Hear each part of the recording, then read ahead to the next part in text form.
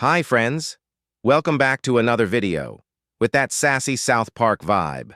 Grab your favorite coffee or one of Cartman's supersized sodas and get comfortable because today's episode is called The Duchess of Double Standards. And of course, the star of the show is Meghan Markle. You know that Meghan, always preaching about protecting kids, while her actions tell a very different story. Looks like her cozy homemade jam phase is over.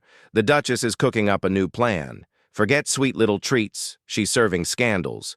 Forget a cozy little brand, now high fashion is on the agenda. So picture this: Paris, Fashion Week, flashing cameras, the swish of designer dresses, the smell of expensive perfume. And right there in the front row, Meghan Markle. Yes, the same Meghan who's always talking, through her Archewell Foundation, about creating a safe online space and protecting kids on the internet.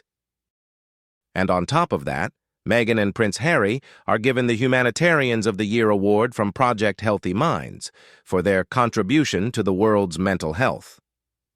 That's when Butters would probably scratch his head and go, sounds really noble, but then why is she sitting at a Balenciaga show? Don't forget, back in late 2022, Balenciaga dropped their so-called holiday campaign, kids posing with teddy bears in outfits that raised a lot of eyebrows. The backlash was instant: outrage, boycotts, lawsuits worth millions. Even Kim Kardashian, one of the brand's biggest fans, spoke out against it, calling the images disturbing and shocking. And that's when Cartman would probably smirk and go, "Wow. After that, even I look like a decent guy." But apparently Meghan figured a little scandal was the best accessory to her all-white outfit. In the photos, she looked pretty pleased with herself, smiling, posing, soaking up the attention. According to Harper's Bazaar, that look clocked in at over $10,000. In South Park, it would probably play out like this.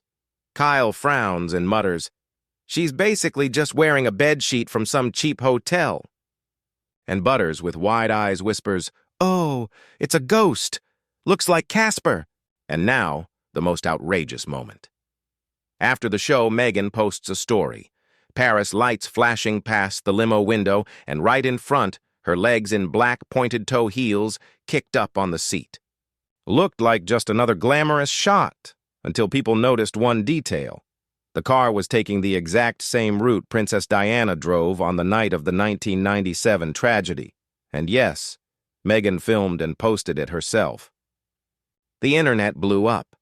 Some tried to brush it off as coincidence, but most saw it as something she staged on purpose. Comments were ruthless. "If your husband has carried that pain his whole life, is this really the time or place for a chill Insta story?" But Meghan clearly thought otherwise. She leaned back, turned on the camera, and it looked like conscience and respect took a back seat. But nothing Meghan does is ever by chance. She knows every detail of Diana's story, where it happened, how it happened, and why. She knows this is the most painful thing in Harry's life. And still, she chose to film a story right there. As people online pointed out, just driving that route is already symbolic. Posting it online, that's a message. The only question is, to whom? Harry, William, or the whole royal family? Creepy, but very much Meghan's style. Now back to the fashion show. The official story was that Meghan came to support her friend, Balenciaga's new creative director. The problem? It didn't really look like much of a friendship. Their hug looked awkward, and the designer doesn't even follow her on Instagram. If you look a little closer, Meghan's Paris appearance wasn't just a whim. It was a clear signal. Rumor has it her previous project, the As Ever brand, has pretty much flopped. Jams, candles, tea, jars of homey goodness, all meant to turn the Duchess into California's Martha Stewart. But Martha has decades of experience, books, TV shows, and millions of fans. Meghan? Just fancy packaging and the belief that her name alone can sell anything. In the end, the brand went nowhere. The jams didn't bring in money, and she lost interest pretty quickly. Kyle would probably roll his eyes and say, Maybe learn how to cook first before trying to be Martha Stewart? Looks like Megan's changed her strategy. Her new look is surprisingly toned down. No big smiles, nude makeup. A lot of people said it looked like she was copying Victoria Beckham, who's all about cool polish instead of open emotions. And it's clearly not a coincidence. In an interview with Emily Chang from Bloomberg Originals, Megan once said, "People often tell me I could go into fashion. Back then it came off like a joke, but now it feels more like a plan." Cartman would probably grumble, so what? Smearing Vaseline on your face is a new look now? Now it's all about glamour, magazine covers, and runways, not jam jars and tea bags, but red carpets. Paris Fashion Week turned into a dress rehearsal for Megan's new role, the fashion queen, who clearly wants to play in the same league as Victoria Beckham and Anna Wintour, not messing with jars and candles. Wait, first she wanted to be Martha Stewart and now she wants to be Victoria Beckham? Stan asks in disbelief. But what really matters for Megan are the new connections, especially with the Kardashian family. After all, Kim, despite the past scandal and her own criticism of Balenciaga's campaign, became the brand's ambassador again in January 2024. And rumor has it Kris Jenner has been eyeing Megan for a while now, seeing her as a potentially profitable project. The picture is clear.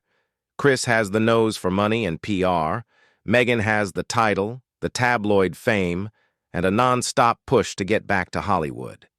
Insiders whispered Jenner was game to help, but only if Megan joined Kardashian projects and dropped a few bombshells on the Windsors. Officially, of course, all of this was denied. But the fact remains, Kris Jenner knows how to cash in on anything, and Megan's itching for a Hollywood comeback. That's why her Paris appearance didn't just look like a step into high fashion. It looked like a move to get into the orbit of the most powerful family in showbiz. Once again, Megan showed up in Paris without Harry. This solo trip didn't go unnoticed, fueling even more talk about why the Duchess keeps leaving her husband out of the picture. If Megan lived in South Park, she'd probably outshine Cartman with all her drama. If the writers ever heard about Megan's latest adventures, they'd be like, "Dude, that's way too wild even for us." Nobody would believe it. And that's coming from the same people who kill Kenny in every single episode, so let's not drag this out. So, friends, what do you think of this Paris performance? Some will call it hypocrisy, others will call it strategy. And what about you? Drop your thoughts in the comments, hit like, and subscribe, because there's plenty more absurdity on the way, the kind that would even make the South Park writers say, "Dude, that's too much."